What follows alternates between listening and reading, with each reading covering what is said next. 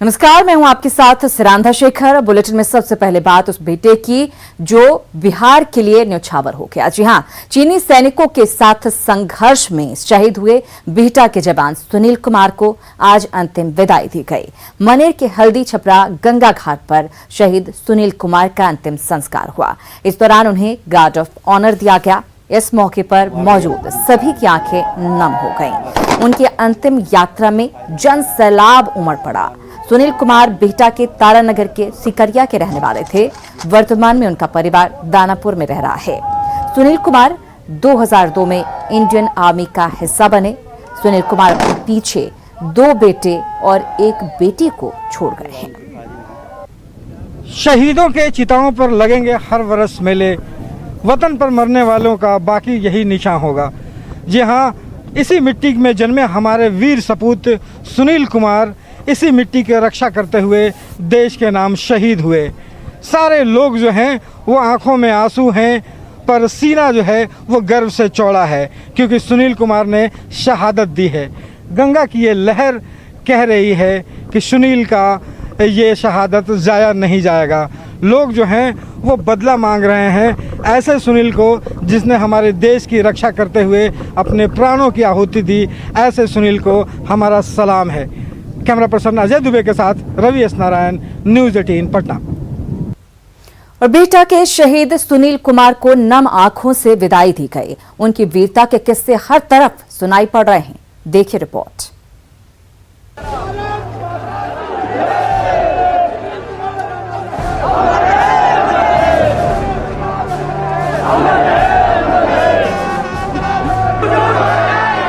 भारत माता के जय के उद्घोष के साथ बिहटा के वीर सपूत शहीद सुनील कुमार को नम आंखों से अंतिम विदाई दी गई।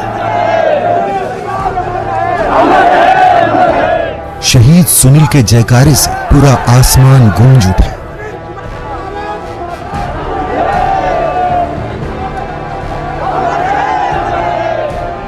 उनकी वीरता को सलाम करने के लिए पूरा देश उमड़ पड़ा।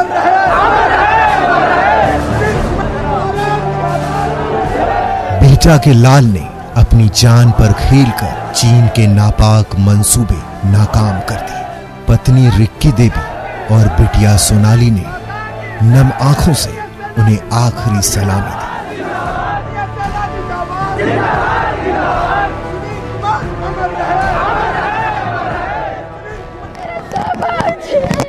मेरा बाल बच्चा अनाथ हो गया।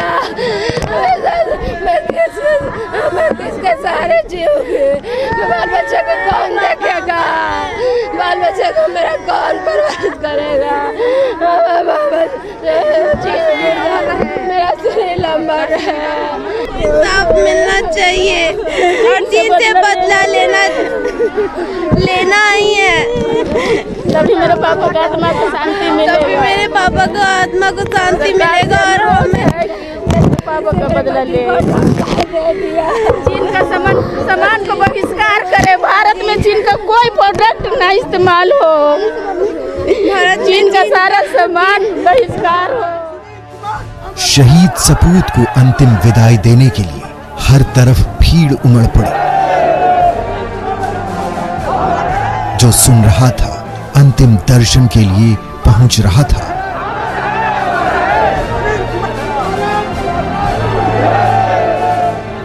उनकी वीरता के किस्से बयां कर रहा था कि कैसे उन्होंने अपनी जान की बाजी लगाकर चीन की नापाक हरकत को विफल कर दिया।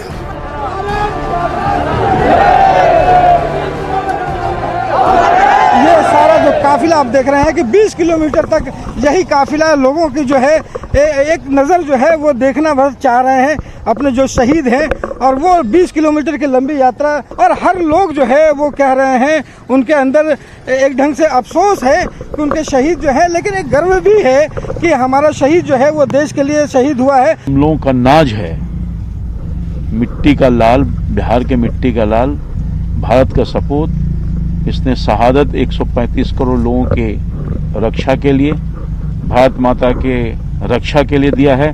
कभी उसको भुलाया नहीं जा सकता।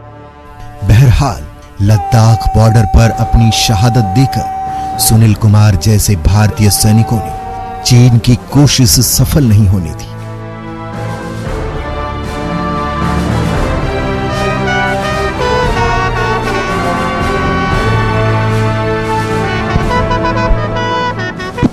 आज पूरा देश यही कह रहा है, सिर झुके बस उस शहादत में जो शहीद हुए हमारी हिफाजत में। जय हिंद की सेना।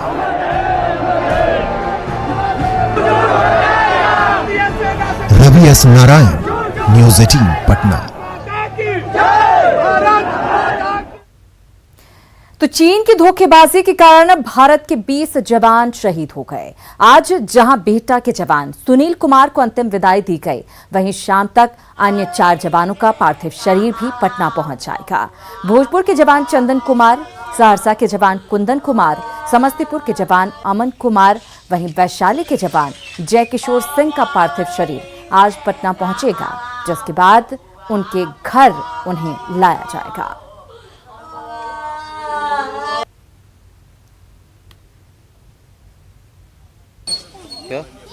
चीन की कायराना हरकत का विरोध जारी है। पटना में एलजेपी कार्यकर्ताओं ने गधा जुलूस निकाला। इस दौरान एलजेपी कार्यकर्ताओं ने चीन के खिलाफ नारेबाजी की। एलजेपी का यह गधा जुलूस पटना कॉलेजिएट स्कूल ग्राउंड से निकला। इन लोगों ने चीन के खिलाफ सर्जिकल स्ट्राइक की मांग की है। चीन के नापाक और कायराना हरकत के विरोध में लोजपा कार्यकर्ताओं ने गधा जुलूस निकाला है। इस वक्त आपको दिखा रहे हैं, ये देखिए पटना कॉलेजिएट हाई स्कूल का ग्राउंड है, जहां पर कार्यकर्ता लगातार चीन के राष्ट्रपति और रक्षा मंत्री के खिलाफ नारेबाजी कर रहे हैं। और गधे के गले में देख सकते हैं कि पट्टा टंगा हुआ है, जिसमें रक्षा मंत्री मुर्दाबाद, चीन के राष्ट्रपति मुर्दाबाद का यहाँ पर स्लोगन लिखा हुआ है। तस्वीरें लगी हुई है राष्ट्रपति और रक्षा मंत्री की। लगातार नारेबाजी चल रही है। जो भारतीय तिरंगा है वो भी लहरा रहा है। साथ ही विरोध में चाइना के देख सकते हैं कि किस तरह से गधा जुलूस निकाला गया है। एक अनोखा प्रदर्शन किया जा रहा है। हम जो मीडिया प्रभारी हैं लोजपा के, उनसे बात करते हैं। ये किस तरह का प्रदर्शन? चीन के द्वारा नापाक हरकत की गई, चीन के खिलाफ आज हम लोगों ने गधा जुलूस निकालकर आक्रोश विरोध जता रहे हैं। लोक जनशक्ति पार्टी की यह मांग है, देश के आदरणीय प्रधानमंत्री जी से चीन के ऊपर 24 घंटे के अंदर सर्जिकल स्ट्राइक हो। गधा से भी बदतर चीन है, मैं ये बताना चाहता हूँ। चुल्लू भर पानी में डूब मरना चाहिए। हमारे देश के सैनिकों के ऊपर पीछे से हमला करता है, ये गधा के बराबर भी नहीं है। बिल्कुल, तो देख सकते हैं किस तरह से सर्जिकल स्ट्राइक की मांग की जा रही है। साथ ही ये बताया जा रहा है कि गधे से भी बदतर चीन है, जिसके विरोध में लगातार नारेबाजी चल रही है और गधा जुलूस निकाला गया है। कैमरामैन मनीष जुनेजा के साथ रजनीश कुमार, न्यूज़ 18 पटना। आरजेडी केंद्रीय संसदीय बोर्ड की आज बैठक होने वाली है। इस बैठक के पहले राज्य पार्लियामेंट्री बोर्ड की बैठक हो रही है। राबड़ी आवास पर हो रही इस बैठक में विधान परिषद चुनाव को लेकर चर्चा हो रही है।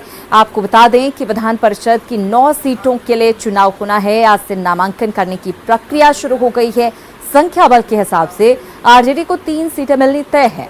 पार्टी सर्वसम्मति से फैसला लेना चाहती है कि इन 3 खाली सीटों पर किन्हें उच्च सदन भेजा जाए। आरजेडी की इस बैठक पर जेडीयू ने सवाल उठाए हैं। तो स्वाभाविक है, ये पार्लियामेंट्री बोर्ड की बैठक एक केवल औपचारिकता है। इसका मुख्यालय तो झारखंड में, इसलिए फैसले का अनुमोदन जो लेना है, क्योंकि राष्ट्रीय जनता दल का ये संस्कार भी है कि जब भी फैसला होगा तो वहीं से फैसला होगा। तो यह भी बोलना चाहिए राष्ट्रीय जनता दल को कि प्रस्ताव पारित करेंगे, यहाँ से जाएंगे रांची, ट्रेन से, जहाज से जैसे जाएंगे और मुहर लगवाएंगे। यह अगर बोलते तो और इनका जो कलेवर है राजनीति का, वो और बेहतर दिखाई पड़ता है कि फिर कोई पूंजीपति को। अगली खबर मुंगेर से है। मुंगेर के सितुहार में जमीन विवाद में 2 गुटों में हिंसक झड़प हो गई। लाठी डंडों के साथ यहां पर गोलियां भी चली हैं। इस झड़प में एक शख्स को गोली लगी है। झड़प का वीडियो सोशल मीडिया पर वायरल हो रहा है। बताया जा रहा है कि हवेली खड़गपुर थाना के सितुहार गांव में गेनालाल सिंह और शशिधर मंडल के बीच जमीन को लेकर विवाद चल रहा था। इसी विवाद में आज ये हिंसक झड़प हुई है। उसका 2 बेटा है और वो दीपक सिंह नाम है। वो सब आया, बंदूक लेकर के आया, तो हाथ में रड फट था। तो बोला क्या बात है, बोलने लगा। इसी पर हम लोग जो है मारपीट करने, तब तक हम लोग दौड़ के आए, तब तक वो लोग भाग गए। बेगूसराय जिले का पुलिस थाना ना रहकर पुलिस मंडी बनता जा रहा है और इस मंडी में होती है मामलों की खरीद फरोख्त। इतना ही नहीं, जिनकी खाकी में जितने अधिक स्टार लगे होते हैं उनकी कीमत भी उतनी ही अधिक होती है और कीमत तय होने के बाद शुरू होती है मामले की पड़ताल।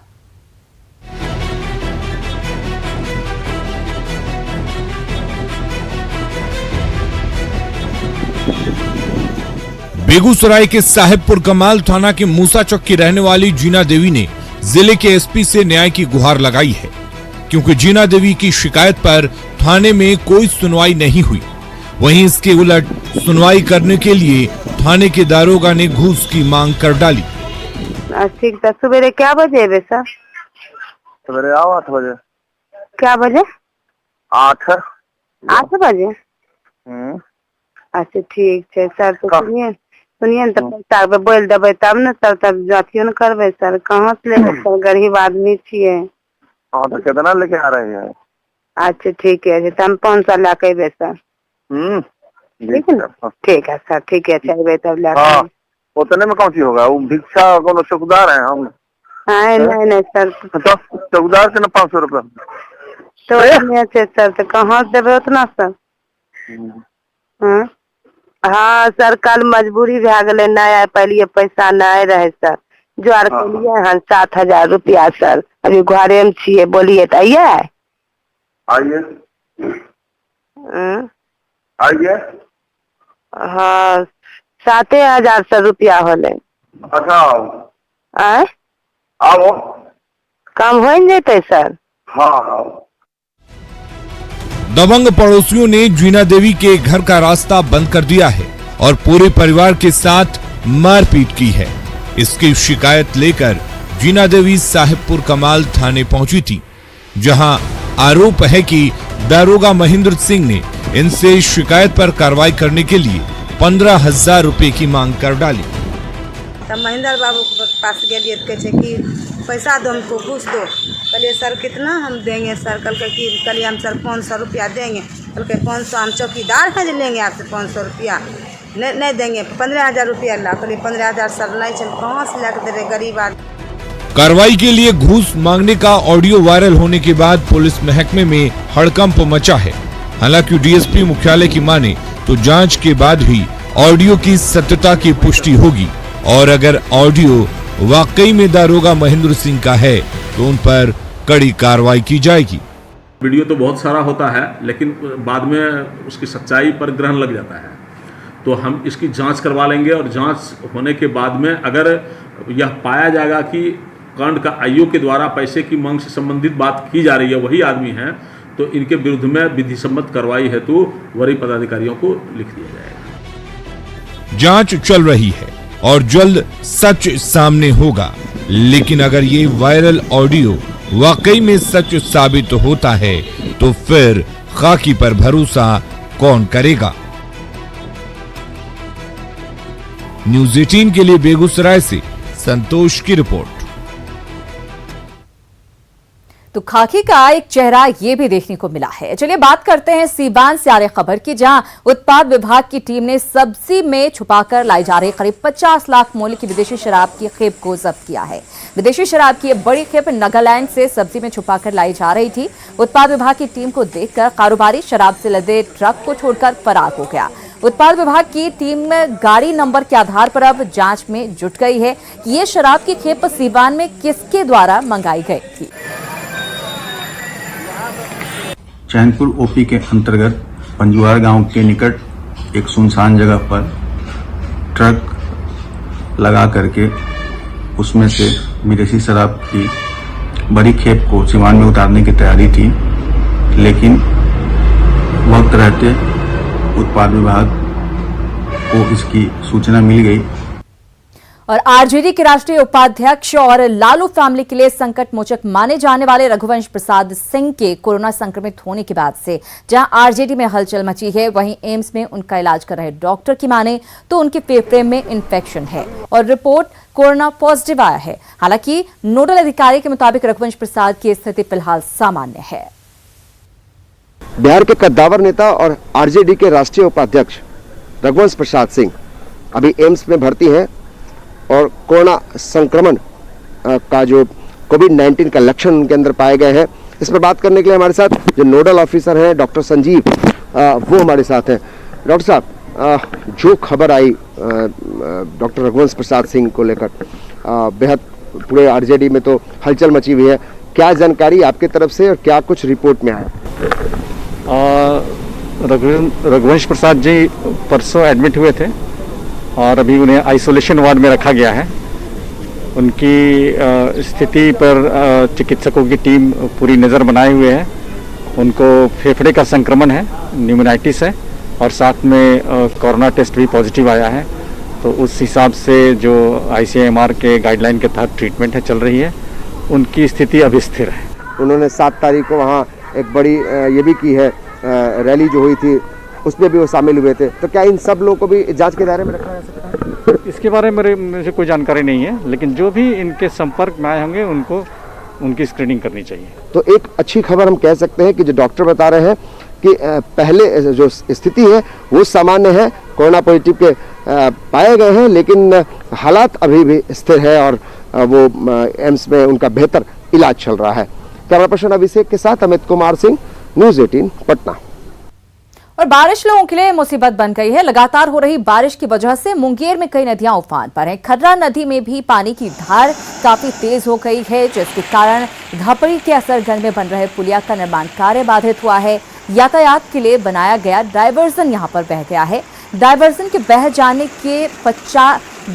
की वजह से 50 से ज्यादा गांव का संपर्क जिला मुख्यालय से कट गया है। ग्रामीणों ने प्रशासन से डायवर्जन बनाने की मांग की है। धपड़ी मोड़ से असरगंज तक जाने वाला रास्ता है, यहाँ पुल बन रहा था बीच में। एक तो चारों से बारिश हुआ कि डायवर्सन दह गया पूरा। विज्ञान के क्षेत्र में हम आए दिन नए मुकाम हासिल कर रहे हैं, बावजूद इसके समाज से अंधविश्वास खत्म नहीं हो रहा है। ताजा मामला भागलपुर का है, जहां एक बच्ची की तबीयत खराब होने पर उसे डॉक्टर से इलाज कराने की बजाय भूत बताकर ओझा से झाड़ फूंक कराया जा रहा है। यहाँ मनसा देवी विषहरी मंदिर में घंटों औघड़ बाबा अंधविश्वास का खेल खेलते रहे और लोग तमाशबीन बने रहे। आप तस्वीरों में साफ साफ देख सकते हैं कि कैसे औघड़ के इशारों पर बच्ची यहाँ पर झूमती हुई नजर आ रही है। इसको जीन पकड़ा भेजता है भोला जा मेरा दामाद है। वो अपना बेटा को 12 साल 3 महीना का बेटा था, उसको गला दबा के मार दिया, वही इसको नमता है। अब वो रक्षा कर रहा है। अब भोला झा जीन भेज रहा है इसको। जीन में बोलता है कि हम इसको लड़की में प्रवेश करेंगे, लेकिन जीन गलत होता है, हम लोग को पता है। जीन अगर प्रवेश कर जाएगा तो लड़की के साथ बदमाशी करेगा। ये इसको झाड़ रहे हैं माने कि ये इसकी हमारे पास गारंटी है कि इसको मैं सही करेंगे, समझ गए। तो आज ही नहीं कल इसको सही करेंगे। अभी सामान लाए नहीं, सामान लाकर उसको बना कर दे देंगे, सही हो जाएंगे। क्या हुआ? ये तो अपने से बताता है कि जिन है तो घरे का हम हैं, बाप ही हैं तो माँ है, यही बताता है। विज्ञान और आधुनिक काल में भी अंधविश्वास किस तरह से हावी है उसका जीता जागता यह उदाहरण है, जहां एक भूत आने के सवाल पर जो है एक छोटी सी बच्ची को जो है टॉर्चर किया जा रहा है। और कहा जा सकता है कि यह जो है यह तरीका जो है बिल्कुल ही मानवीय नहीं है। तो ही कैमरामैन राजीव सिंह के साथ राहुल, न्यूज़ 18 भागलपुर। नायक फिल्म में एक दिन के सीएम को आपने देखा होगा, हम आपको एक दिन के एसडीएम से मिलवाते हैं।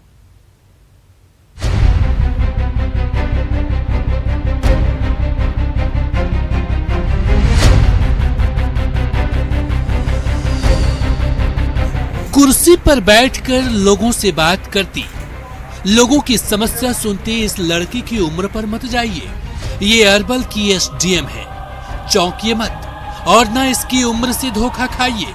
सच में ये एसडीएम है, लेकिन एक दिन की। जी हाँ, जूली कुमारी बिहार मैट्रिक की 3rd टॉपर है। जूली का हौसला बढ़ाने के लिए अरवल जिले की एसडीएम किरण सिंह ने उसे एक दिन का एसडीएम बनाकर अपनी कुर्सी पर बैठा दिया। मैट्रिक की परीक्षा में उन्होंने अरवल जिले का नाम रोशन किया है। पूरे राज्य में ये तीसरे स्थान पर आई हैं। तो एक प्रोत्साहन के तौर पर एक उनका उत्साहवर्धन करने के लिए और सरकारी कामों को समझने के उद्देश्य से इन्हें मैंने एक मौका दिया है और ये बहुत अच्छे से आज के लिए अनुमंडल पदाधिकारी के रूप में कार्य कर रही है। एक दिन के लिए एसडीएम बनकर खुद को गौरवान्वित महसूस करती जूली का कहना है कि वो अधिकारी बनकर लोगों की समस्या का इसी तरह निदान करना चाहती है। मैं आज इस कुर्सी पर बैठी हुई हूँ और मैं लोगों के विकास के लिए जरूर कुछ काज करूँगी। मैट्रिक परीक्षा में 3rd टॉपर जूली ने पहले ही साबित कर दिया है कि वो पढ़ाई में कितनी होनहार है। एक दिन का एसडीएम बनाए जाने से जूली का हौसला और बढ़ गया होगा। न्यूज 18 के लिए अरवल से अनुरुद्ध की रिपोर्ट। तो जूली का हौसला बढ़ाया खुद एसडीएम ने। इधर पटना के कृष्णा नगर स्थित यूरोलॉजी सेंटर पर रोटरी इंटरनेशनल की मदद से डायलिसिस सेंटर की शुरुआत की गई है। यूरोलॉजिस्ट डॉक्टर अमिताभ सिन्हा की माने तो किडनी के गरीब मरीजों को मुफ्त में डायलिसिस की सुविधा देने के लिए इस सेंटर की शुरुआत की गई है। वहीं रोटरी इंटरनेशनल के डिस्ट्रिक्ट गवर्नर ने जानकारी देते हुए कहा कि ये रोटरी का 5वां सेंटर होगा जहां मुफ्त इलाज की सुविधा प्रदान की जाएगी।